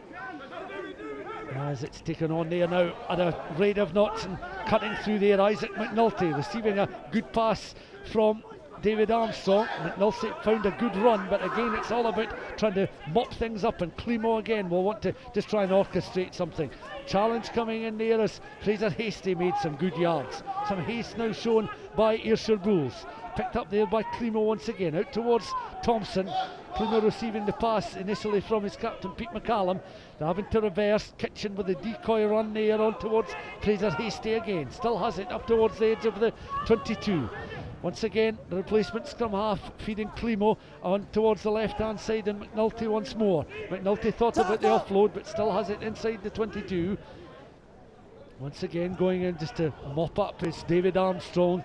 Armstrong, although he's got 9 on his back, is off the bench. On now towards the outside centre. McCluskey out towards this left hand side and taken on again by Pinkerton. Pinkerton is up, it's the Heriots left, the Ayrshire Bulls right, and it comes in, crashing into play there is Bordle. Is able to initially just read the challenge, as the Ayrshire Bulls again still have it. And Nicholas Griffiths, the tight head prop, making some yardage there. Advantage coming the way of Ayrshire Bulls. Remember, Heriot's still down a man, 14 men on the field, as Fraser Hastie looking to try and make the home side pay. It looks as if they've crossed the try line there. The referee shrill blasted the whistle, and he's going to bring play back to within about 5 metres of the try line, I think, as Sam Kitchen coming with the ball for a potential tap and go here from 5 metres out. And the Sid Ben end score, number 8 Jason Hill comes back on for Heriot. I think you can see that since David Armstrong has come on, he's added a bit. He's asked a few more questions and holding a few boys, and that's why you're seeing a few of the Ayr boys get through and getting their hands free. He's made a big difference since he's come on. Jason Hill back on the field of play, so yeah, that's a indication of the different nature of the scrummagers from the scrum halves. David Armstrong on for Harry Ward. We'll see what happens in this latest set play here. Armstrong will feed the ball into the scrum. This is a real good attacking platform for Ayrshire Bulls. On the hour mark, 12-3 Heriot's lead. On this right hand side is James Pinkerton. He's got a bit of blind side to work with here, and Armstrong again just taps. So a free kick has been awarded to Ayrshire Bulls. Early engagement from Heriots, and the referee awarding the free kick for Ayrshire Bulls. Be interesting to see. Another scrummage is the option. Keep your weight, tell your second rows to keep the weight from you. So just a question of Heriots not engaging as early on this occasion, and Armstrong still waits patiently to feed the ball into this scrummage. Ayrshire Bulls then will have the put into the scrum. 19 minutes of the game left to play. Tries from Callum Marshall in the second half, Jason Hill in the first half. The difference with that Ross Thompson penalty goal, the only point so far for Ayrshire Bulls. They still have James Pinkerton on the blind side down the right hand side at the moment. Armstrong is able to feed the ball in. Climo watching on with the scrum cap on. It's controlled again by Blair McPherson. Good football from McPherson. McPherson picks up and tries to go direct through the Heriot's defence there, but he's caught just a fraction short of the try line. Armstrong still trying to direct operations verbally, but allowing his forwards just to lunge towards that try line. Ayrshire Bulls mighty close to breaching this Heriot's defence, with Jason Hill back on. The referee squatting down to have a good long hard look there. And Ayrshire Bulls are able to breach the Heriot's line with 61 minutes have come and gone. The supporters through from the West Coast, delighted with the efforts of their forwards there. And that was mighty hard work there from an Ayrshire Bulls side who are back to within 4 points with the conversion to come. But credit to the likes of Blair McPherson for the effort he put in to scoring that try, with a succession of chances coming his way and the way of the Ayrshire Bulls players. Just watching on here again, Blair McPherson has, as we thought, been awarded the try which has been converted by Ross Thompson. And Ben, your thoughts after 61 minutes, 62 now come and gone. We're really in for a humdinger of a closing 18 minutes to this game. That we are. I think the next score is crucial, whichever way it goes. Be massive. I think if we can get that next score, you could see us pull away, but Ayr starting to dominate. I think the change of Armstrong's made a big difference. Yeah, just a bit of sharpness shown by Armstrong as Jones gets this match restarted once again. Clearance downfield. Ayrshire Bulls again trying to find Jason Hill. Jason Hill on this right hand side looking to make amends for that yellow card for the deliberate knockdown, knocking the ball out the hands of Harry Ward. Heriots then, they'll certainly been stung by conceding those 10 points in the last few minutes of the match here, but the Heriots players still have an advantage of 2 points. Going in again to mop up is their replacement scrum half, Scott Riddle, and it's played downfield, just carrying over that 10 metre line between the 10 and the 22, and Ayrshire Bulls will have the throw in across on that far side. Yes, testing times for both these sets of players, but again an illustration of how close many of these matches have been in this competition. Yeah, exactly. This could go all the way. You might see a wee drop goal from either Ross Jones or Climo to win the game. Wouldn't put it past them. Kitchen then with the throw in, gathered there, won well by Gilden Hughes, and Ayrshire Bulls again looking at Armstrong to perhaps be the architect and trying to decorate that midfield if possible, but it's still Kitchen who has secure possession of the ball with that red scrum cap on. Armstrong just in behind him. Live here at Golden Acre, 64.5 minutes on the clock. A splinter run there and good work initially coming off the wing. Climo now gathered, a 3-on-2 situation perhaps opening up, going into the body of the kit was McCluskey, on now towards Thompson. Thompson still has it. Great work here by the youth internationalist, up towards the edge of that 22. Again looking to try and recycle ball here. Herriot's looking to make a mess and slow it up as Jason Hill is eventually just toppled over there. And once again they try and pick and gather and go. And Fraser Hasty at the thick of many of these Ayrshire Bulls attacks at the moment. This time it looks as if it's Bordle who's carrying there. Armstrong once again on towards Climo. Out towards that left hand side, Ross Thompson again, who was a real live wire moments earlier in galloping into Heriot's territory. Recycled again once more by Armstrong, taken on by the tight head Griffiths.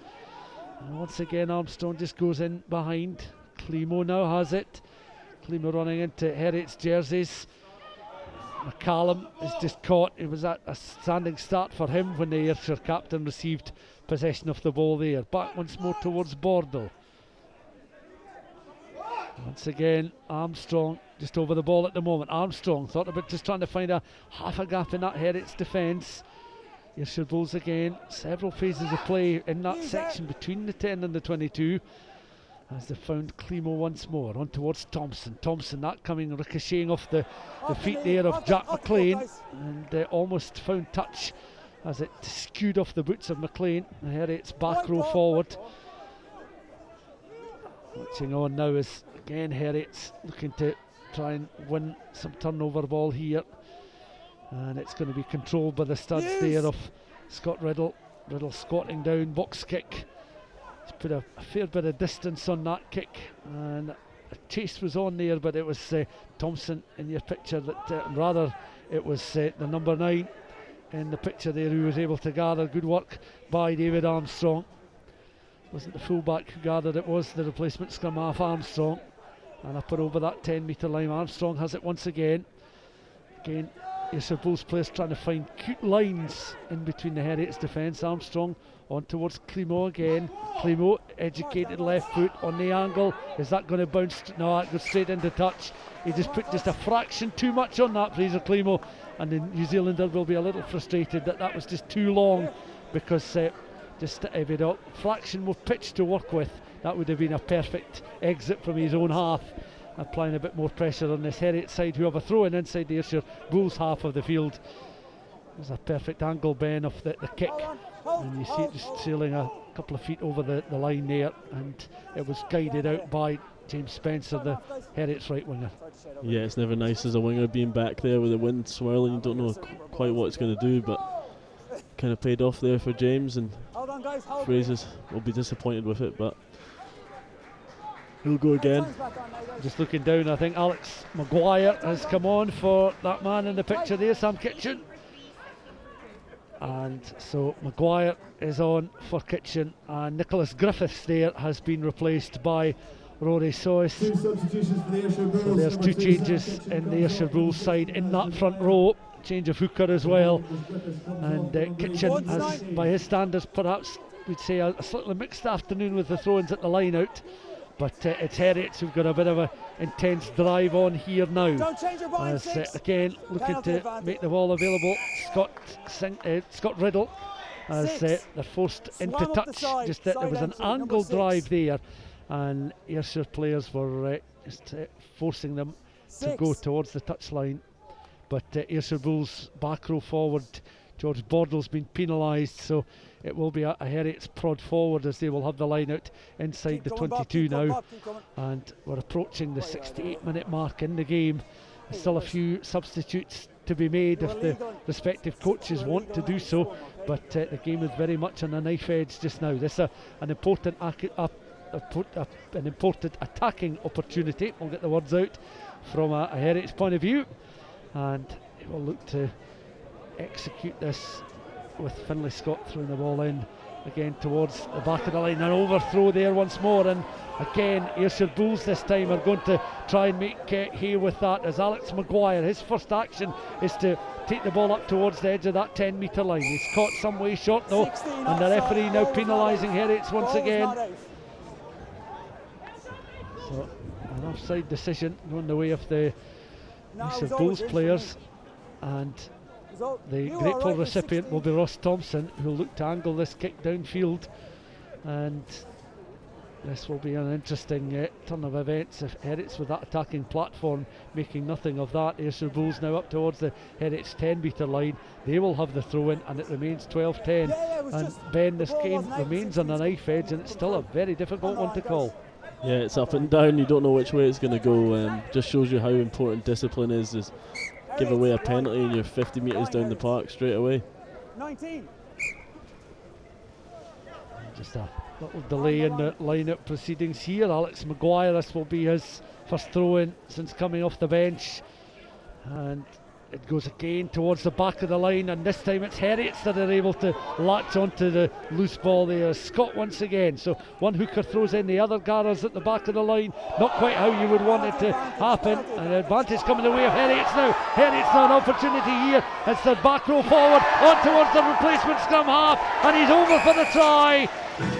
Scott Riddle receiving the pass there from Jack McLean, who did a lot of hard work. McLean, the open side flanker, the creator of the score, and Scott Riddle finishing it off underneath the post. And could that be the try that wins this match for Heriots? The third of the afternoon after Marshall in the second half and Jason Hill in the first half had opened the scoring, and with 10 minutes left, that's how to make an entrance in the game. The replacement scrum half in for the score. But how about this, Ben, for a piece of quality running here from Jack McLean? Oh, he's absolutely everywhere. Love that. And Dan Nutton's done excellent. He's always there. That's where you want your scrum half to be, always on the inside. And Jack's done well to draw the man. And I think that score could be it, but you just never know with air.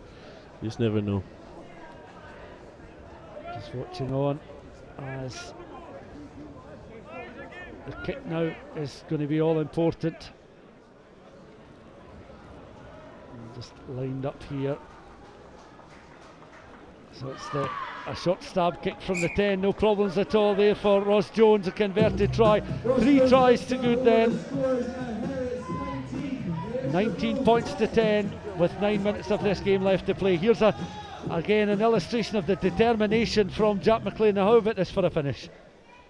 Oh, the pass is absolutely perfect from Jack. He's done very well. I've never seen him do that before, actually.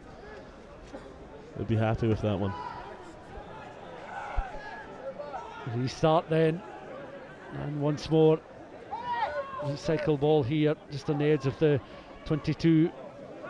Yeah, you're inside And now. Heriots now Inside. just looking to apply a bit more pressure as Leave they're him in the 20, box leave seat him now 20. with more than a converted try. Use inside. And it's box kick just up towards the halfway line, gathered then, and just through the hands immediately. Ayrshire Bulls will look to try and bring Michael Scott a bit more into the game, as well as a good willing ball carrier. Recycle once more. Ayrshire Bulls with a bit of pressure on here as up towards that 10-metre line. Heriots though have won the penalty, and Bulls now of course will be playing with some real urgency. Good, and then you've had a side entry. And some side entry. Pete McCallum just walking past the referee, 7 side entry. receiving the word that he came in. He would know coming in from the side that he was going to be surely be penalised for that, which he was.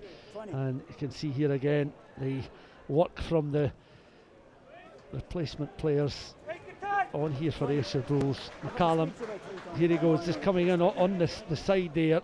The referee though raising an arm, immediately bringing Pete McCallum, and well, they're more than a converted try now separating these sides.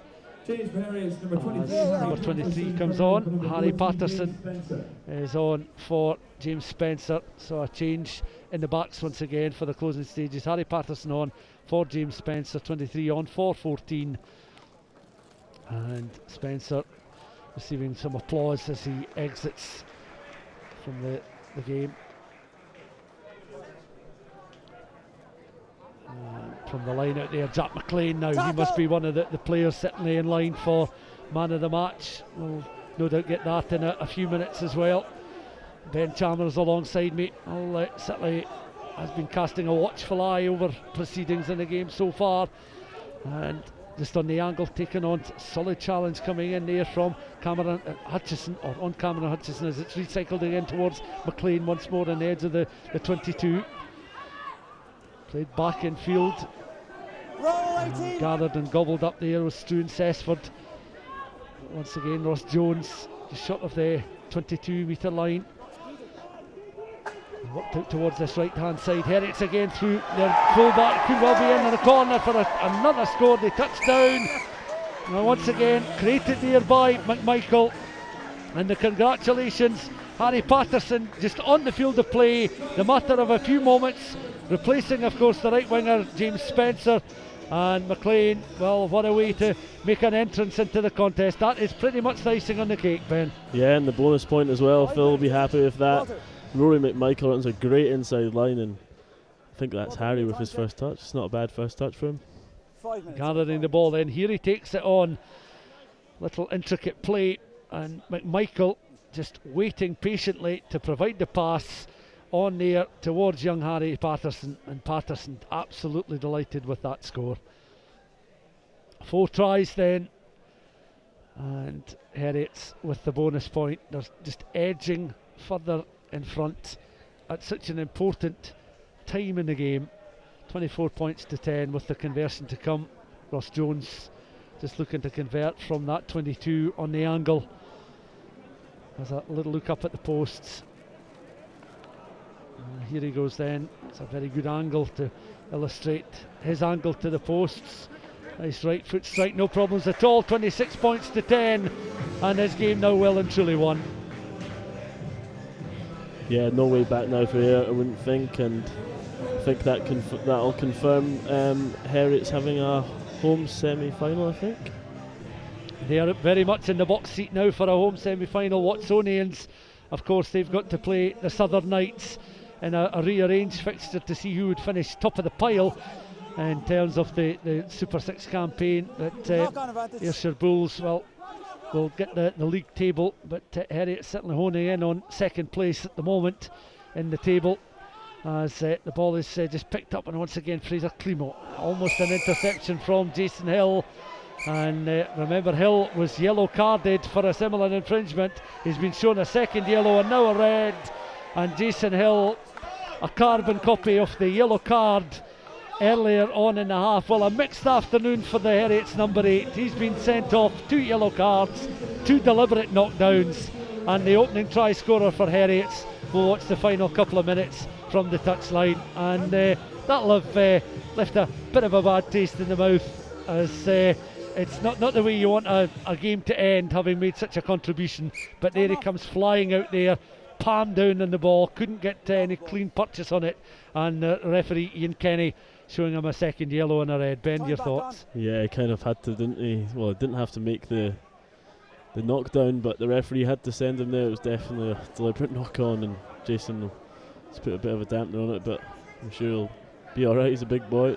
He'd certainly Don't change be your looking mind to prevent Ayr from scoring a try when he perhaps felt that there was still an opportunity for them to get two scores, although it's a real tall order. But we're watching now Ayrshire Bulls on a drive on here with some real purpose. They're going to try and topple over the try line. The referee signals the score, and Ayrshire Bulls are quickly back towards the halfway line. So it's a combination of forwards there that have managed to force their way over the line to get a score for this Ayrshire Bulls side with 2.5 minutes of the game left to play. And the Bulls replacement hooker there, Alex Maguire, eventually the try scorer. The converted attempt drifts wide of the uprights, but the ball seemed to be controlled there by Maguire, and over he goes for a score. So Ayrshire Bulls still very much in it, and that may well have been in the thoughts of Jason Hill when he was shown the red card. 26 points to 15, so still more than a converted try separating the sides, and you still feel that Heriots are very much in the box seat with a bonus point victory. There's a replay of the conversion that just drifted wide of the uprights there. So Alex Maguire scoring a try. The second half has certainly shown us the good and the bad of both these sides. The bad being some unforced errors and mistakes, and an unfortunate episode that led to the red card for Jason Hill after two deliberate knockdowns. But Ayrshire Bulls will certainly want to try and finish with a flourish here. Maguire, the clock very much against them. Climo again, looking at the centres to do some damage. Isaac McNulty, again an interception, and Jack McLean carrying forward. And Jack McLean has certainly been a pivotal figure in this side. Once again, they try and act as snipers here. Interception, Ayrshire Bulls again carried forward up towards Armstrong, and they're looking to through Climo now. Oh, a little misunderstanding there as Climo's pass, no damage done. Climo still has it though up towards the edge of the 22. Harry Ward back on the field of play. Outside. And Ben, surely now Heriots can close things out. Yeah, you'd like to think so. Just a minute to go. Ayr throwing the kitchen sink at it, but I think we should hold strong. And I think that should be it. 11 points in it, is it? Yep. Yeah, an 11-point game at the moment, as it's once again gathered up there towards the edge of the 10-metre line. There's the sound of the hooter, one of the loudest around in the Super 6. So this the last phase of the game.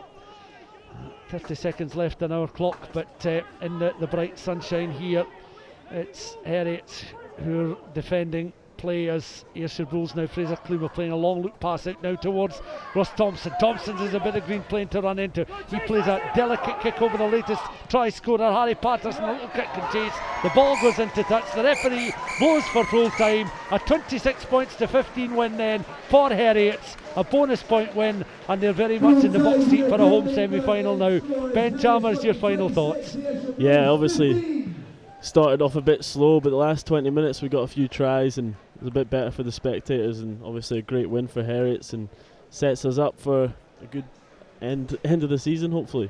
4 tries to 2 then, and it was Blair McPherson and a combination of forwards. Eventually Alex Maguire, the man who scored the second try for Ayrshire Bulls.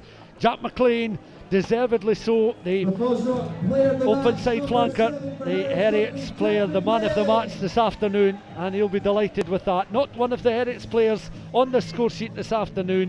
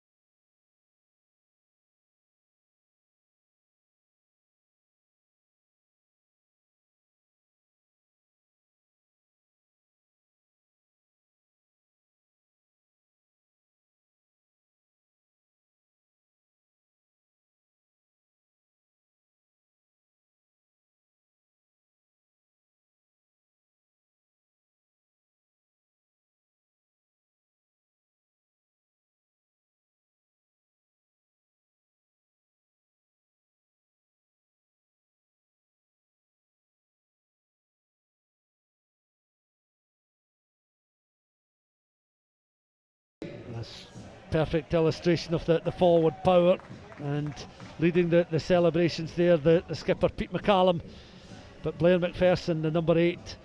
And this is really a perfect example, man of the match performance here. Jack McLean, look at this, and what a lovely offload for the score. Yeah, he just stays on his feet well. It's a tired tackle, and he just keeps bumping his legs, and then the pass and timing of it, and as every good scrum half should be, Dan Nutton's there and gets under the sticks, and that was the game-changing moment. So Jack definitely deserved his man of the match, not just for that, but he was everywhere today, everywhere. And we should say it was Dan Nutton. He was down on our team sheet as wearing number 22 and Scott Riddle as 21, but it was Nutton who did score the try. Just to confirm that in commentary. Fraser Climo then with the pass out. Charging into that pass there was the try scorer Jason Hill from the first half. He'd done something similar, ripping the ball from Harry Waugh's hands in the first. So that was a second yellow and a red for Jason Hill. And then within literally 60 seconds of Hill being shown the second yellow card and a red, this was the effort by Alex Maguire, crashing over from close range, the replacement hooker. You can just about see in the picture there, he's got control of the ball, and despite the Heriot's defensive efforts, he was over the try line for Heriot's, conceding their second try, and Ayrshire Bulls' second try, a consolation score. And there's Jason Hill. It's a mixed afternoon for him.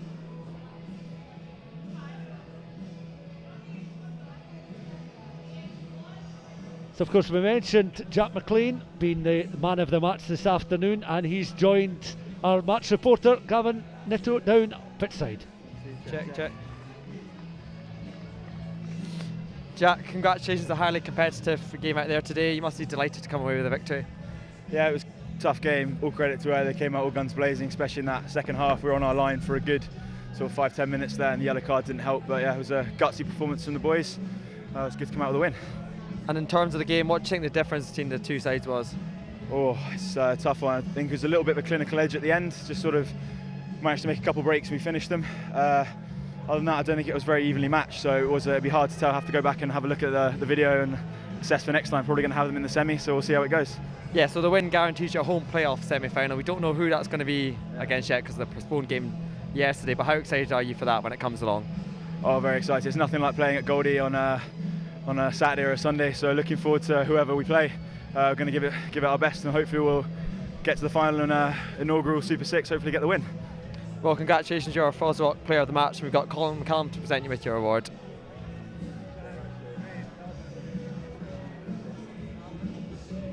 There's Jack McLean, the man of the match, with our reporter Gavin Ritto down pitchside there, a well-deserved award.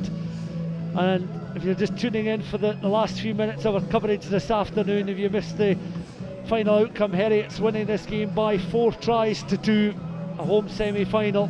Ayrshire Bulls will head back west, knowing that they may well be back at Golden Acre for that semi-final. Of course, the outcome of the Watsonian Southern Knights rescheduled game, the game that was postponed yesterday, will certainly have an effect on that.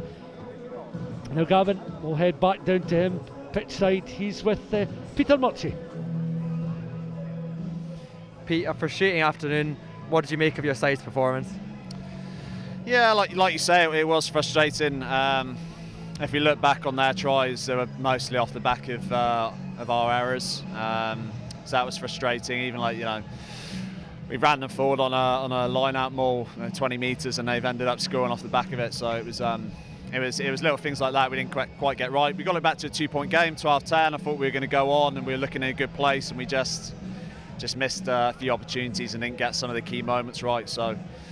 Yeah, look, it's obviously disappointing because we came here to win. We wanted a home semi-final, but we got to refocus, learn the lessons, and make sure we come back here in 3 weeks' time. And if it is coming back here, depending on the other game, and deliver a winning performance. But look, regardless of who we play, whether it's going to be a tough game, we know that. Yeah, so it's either going to be Watsonians away or Heriot's away. What kind of area of the game do you think you need to improve on the most? No, I thought our speed to breakdown was pretty slow. They were competing pretty hard at the breakdown and just taking our chances. Look, we had more than enough chances, and we should have gone in level at half time, or at least with a score. You know, obviously in the 22 for a long period of time, we just didn't come away with points. And you know, Heriot's a very good team, and you have to take your chances when they present themselves. So it's just brushing up on a lot of aspects of our game, and you know, we'll have to work hard over this next 3 weeks to get in the right place. Perfect. Thanks, Tontes. Yeah, cheers. Very honest assessment there from Peter Murchie, as some of the youngsters enjoying a wee run out on the Golden Acre pitch after the conclusion of this game, and the Ayrshire Bulls, a bit for them to think about as they head west. But for Phil Smith and for Heriot, it's certainly been a job well done this afternoon, and Phil is now down pitchside with Gavin. Phil, an exciting game, an exciting second half. You must be delighted to come away with a victory. It is, because it was a great first half. We maybe didn't score as many points as we'd hoped, and then we got they came back into us, and then we went well again to sort of get a good finish. So the boys are absolutely delighted. And in terms from a personal point of view, how much have you enjoyed coaching Heriot this year? Well, it's year 8 for me, so I feel as if I'm just falling apart inside.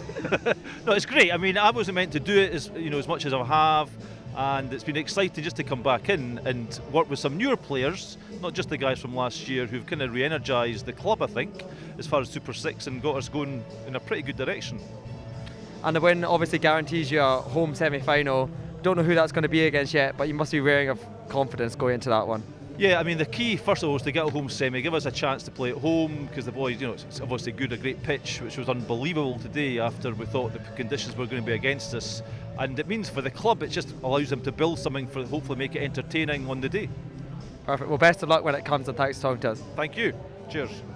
Very happy Phil Smith down there with Gavin, and there's why Heriot's topping the table this evening. They've played their 10 matches. Watsonians and the Southern Knights will of course play again at Myerside, or if Myerside isn't available, at a neutral venue, just to ensure that game does go ahead and is played towards the middle of the month before the playoff semi-finals and finals. Heriot's then top of the table on 34 points, courtesy of a win this afternoon, a bonus point victory, and doing the double over Ayrshire Bulls.